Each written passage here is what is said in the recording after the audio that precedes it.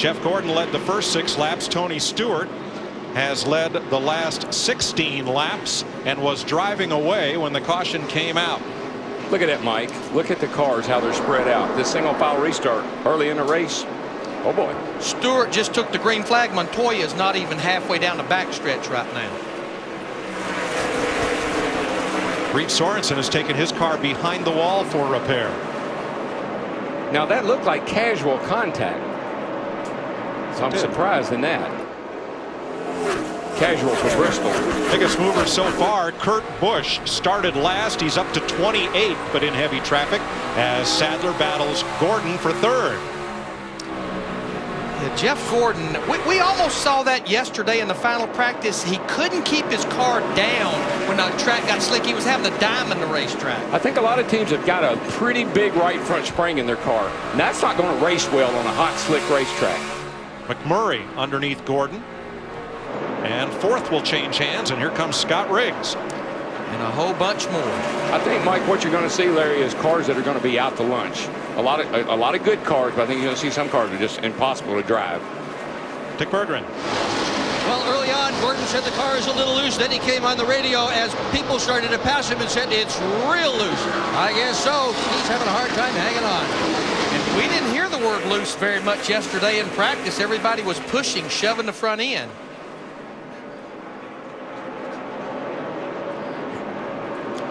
Dave Blaney and Denny Hamlin got together coming off turn number 2, and that was messy for a minute, but it sorted out. I believe turn 2 will be Calamity Corner most of the day, because that's where you get that push jump sideways.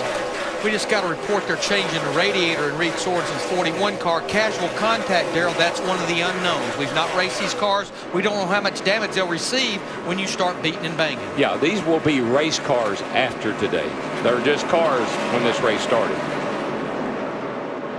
David Stremme sporting new colors in his number 40. That's him inside Dale Jr. as you ride along in the Bud car.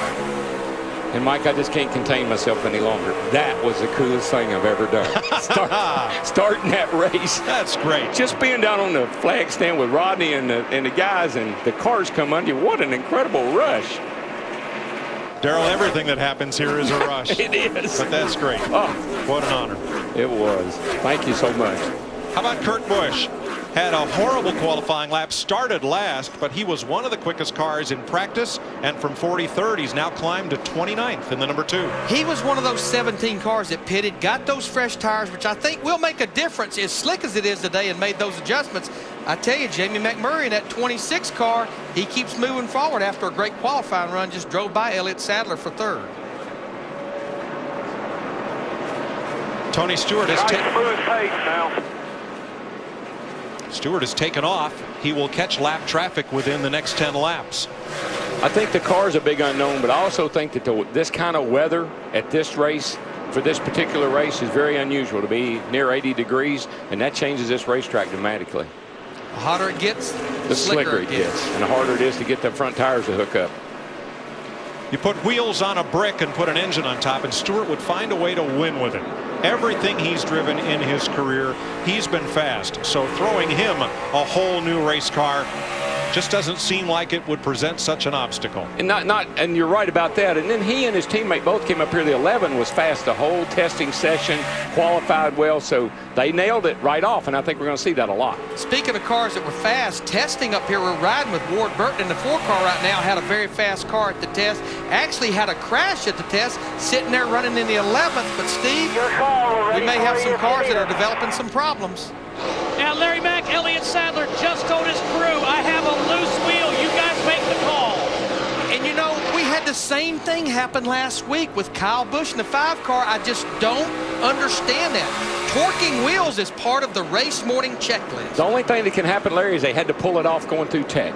And when they put it back on, they air wrenched it back on and didn't tighten it up with the wrench. And Elliott Sadler was not one of those cars that made a pit stop on that last caution. Right. Montoya 40th.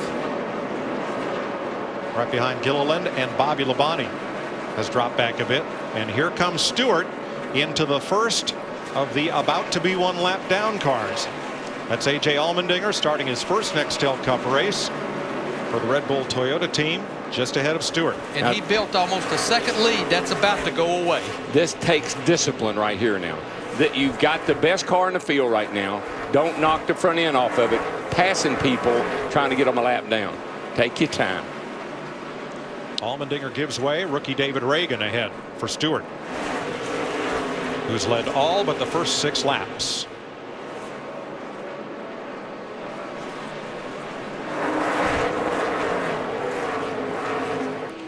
.41 laps complete at Bristol. 1 caution so far in the Food City 500.